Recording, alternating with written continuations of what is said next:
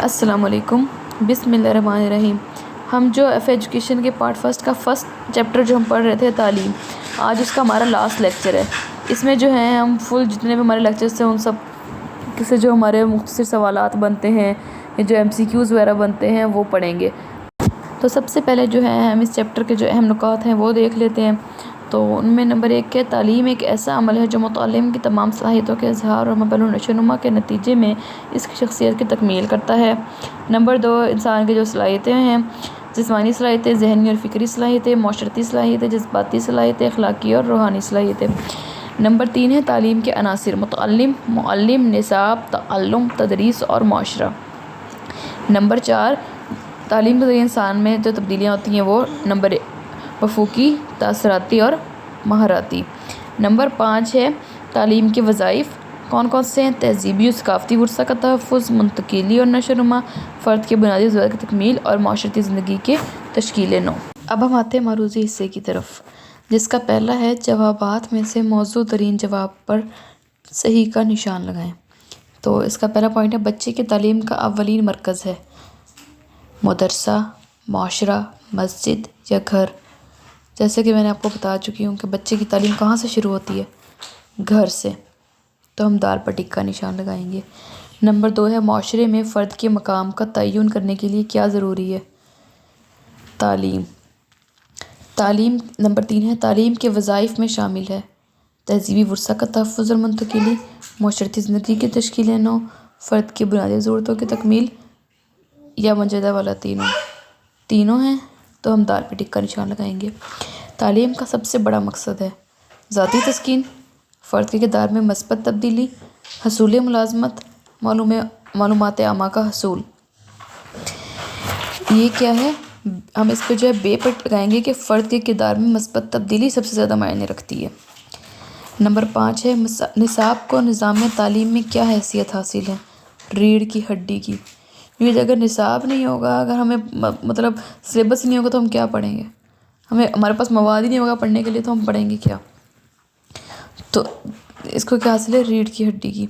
Number 6 ہے فرد کے کردار میں تبدیلی ہے تعلم۔ نمبر 7 انسانی تجربات اور مشاہدات سے اخذ کردہ مجموعہ معلومات۔ معلومات کا مجموعہ کیا ہے؟ نصاب۔ لفظ ایجوکیشن کون سی زبان کا لفظ ہے؟ لاطینی۔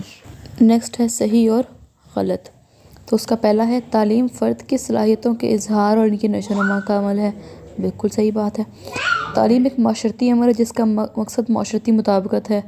بالکل صحیح ہے۔ تعلیمی عمل تعلیمی اداروں سے وابستہ ہے۔ نہیں، غلط ہے۔ صرف تعلیمی اداروں سے وابستہ نہیں ہے، یہ دنیا سے وابستہ ہے، پورے معاشرے سے وابستہ ہے۔ نمبر 4 رسمی تعلیم اور غیر رسمی تعلیم کے بنیادی عناصر الگ الگ ہوتے ہیں۔ صحیح۔ متعلم کے تعلم کے لیے ترغیب اور آمادگی کا عمل تدریس کہلاتا ہے۔ صحیح۔ فرد کے کردار اور رویے میں تبدیلی کا عمل تعلم کہلاتا ہے۔ صحیح۔ تعلیم اور تدریس ہم معنی الفاظ ہیں۔ نہیں، غلط۔ تعلیم کا سب سے اہم مقصد تعلیمی اداروں کا قیام ہے۔ غلط۔ اس کا مقصد انسان میں مثبت تبدیلی ہے۔ طلباء کو تمام مضامین ایک ہی طریقہ تدریس سے پڑھائے جا سکتے ہیں۔ غلط ہے، ڈیفرنٹ ہے۔ ایموجیز سے پڑھایا جاتا ہے، وہ کمپیوٹر کے ذریعے پڑھایا جاتا ہے، سامنے جو ہم لوگ کہتے ہیں اسکرین، وہ سلائڈس کے ذریعے پڑھایا جاتا ہے، کتابوں کے ذریعے پڑھایا جاتا ہے، بہت سے طریقے ہیں۔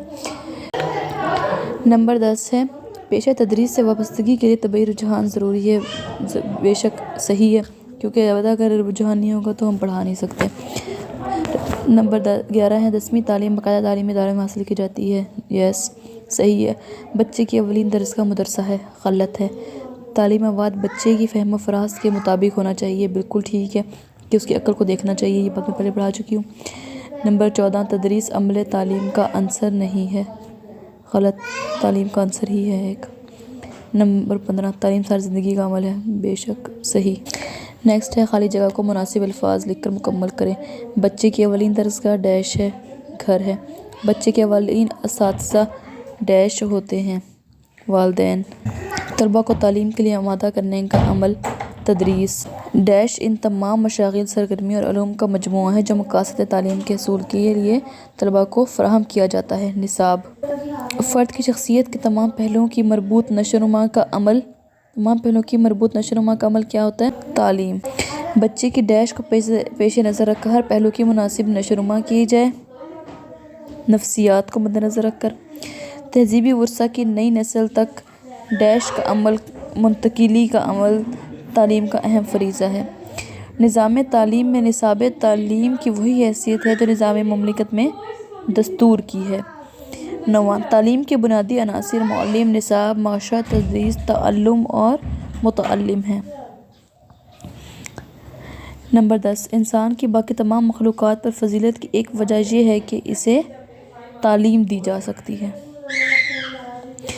نیکسٹ آ جاتے ہیں حصہ انشائیہ۔ حصہ انشائیہ میں جو ہے بڑے سوال جو ہوتے ہیں ہمارے تفصیلی سوالات ہیں، ان میں سے ہم جو سوال اس چیپٹر میں سے سوال بن سکتے ہیں میں ان کے بارے میں بتانے لگی ہوں۔